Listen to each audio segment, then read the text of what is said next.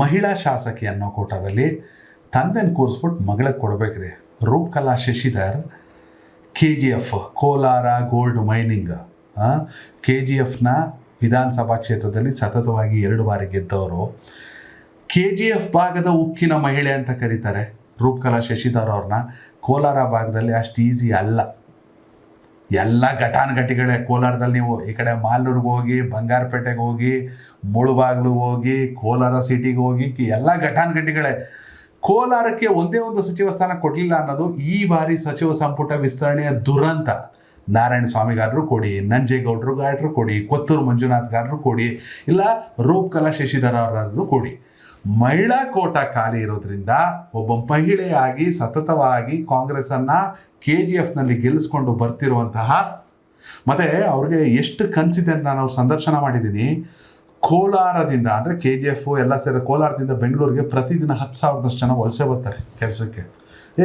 ಇಡೀ ವಿಶ್ವಕ್ಕೆ ಚಿನ್ನ ಕೊಟ್ಟು ಜಾಗ ರೀ, ಅಲ್ಲೊಂದು ಕಾರ್ಖಾನೆ ಮಾಡಬೇಕು, ಏನೋ ಮಾಡಬೇಕು, ತುಂಬ ಕನಸಿದೆ ಅವ್ರಿಗೆ. ಹೀಗಾಗಿ ಅವ್ರಿಗೆ ಕೊಡಬೇಕಾ? ಅವ್ರ ತಂದೆನ ಕೆಳಗಿಳಿಸಿ ಪರವಾಗಿಲ್ಲ. ಕೇಂದ್ರದಲ್ಲಿ ಸಚಿವರಾಗಿದ್ದವರು, ಸತತವಾಗಿ ಗೆಲ್ತಾ ಬಂದಿರೋರು, ನೆಕ್ಸ್ಟ್ ಚುನಾವಣೆ ಮಾಡ್ತಾರಲ್ಲೋ ಗೊತ್ತಿಲ್ಲ, ನಾನು ಹೇಳೋಕ್ಕಾಗಲ್ಲ. ವಯೋಸಹಜವಾಗಿ ಮಾಡ್ದೇನೂ ಇರ್ಬೋದು. ಹೀಗಾಗಿ ಅವ್ರ ತಂದೆ ಸಚಿವ ಸ್ಥಾನ ಇಳಿಸ್ಬಿಟ್ಟು ಮಹಿಳಾ ಕೋಟಾನು ಕಂಪ್ಲೀಟ್ ಆಗುತ್ತೆ. ಆಮೇಲೆ ರೆಪ್ರೆಸೆಂಟೇಷನ್ ವೈಸು ಯಾಕಂತ ಹೇಳಿದ್ರೆ KH ಮುನಿಯಪ್ಪ ಅವರು ದೇವನಹಳ್ಳಿ ವಿಧಾನಸಭಾ ಕ್ಷೇತ್ರದ ನಿಜ ಬೆಂಗಳೂರು ಗ್ರಾಮಾಂತರಕ್ಕೆ ಬರುವಂಥದ್ದು. ಸೊ ಈ ಕೋಲಾರ ಕೊಟ್ರೆ ಅಲ್ಲಿ 3 ಆಗುತ್ತೆ. ಒಂದು ಡಿಸ್ಟ್ರಿಕ್ಟ್ ರೆಪ್ರೆಸೆಂಟೇಷನ್ ಆಗುತ್ತೆ. ಹೌದು. KH ಮುನಿಯಪ್ಪ ಅವರಿಗೆ ಅವರ ಕೋಲಾರದ ಜಿಲ್ಲೆಯ ರಾಜಕಾರಣಕ್ಕೆ ಬಂದಂತಹ ಸಂದರ್ಭದಲ್ಲಿ ಅವ್ರದ್ದು ಪ್ರಭಾವ ಏನಿದೆ ಅದಕ್ಕೂ ಕೂಡ ಒಪ್ಪಿಗೆ ಕೊಟ್ಟಂಗಾಗುತ್ತೆ. ಮಹಿಳಾ ಕೋಟ ಅದನ್ನು ಕೂಡ ಫುಲ್ಫಿಲ್ ಮಾಡ್ದಂಗೆ ಆಗುತ್ತೆ.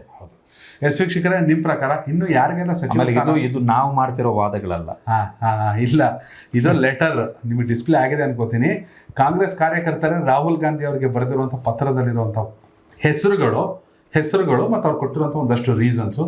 ವೀಕ್ಷಕರು, ಇನ್ನು ಯಾರಿಗೆಲ್ಲ ಸಚಿವ ಸ್ಥಾನ ಸಿಗಬೇಕು, ಸುಭದ್ರವಾಗಿ ಸಾಗಬೇಕು DK ಶಿವಕುಮಾರ್ ಅವರ ಸರ್ಕಾರ ಅಂದರೆ ಕಾಮೆಂಟ್ ಮೂಲಕ ತಿಳಿಸಿ. ಧನ್ಯವಾದಗಳು. ಕನೆಕ್ಟ್ ಕರ್ನಾಟಕ, ಇದು ನಿಮ್ಮ ನೆಟ್ವರ್ಕ್.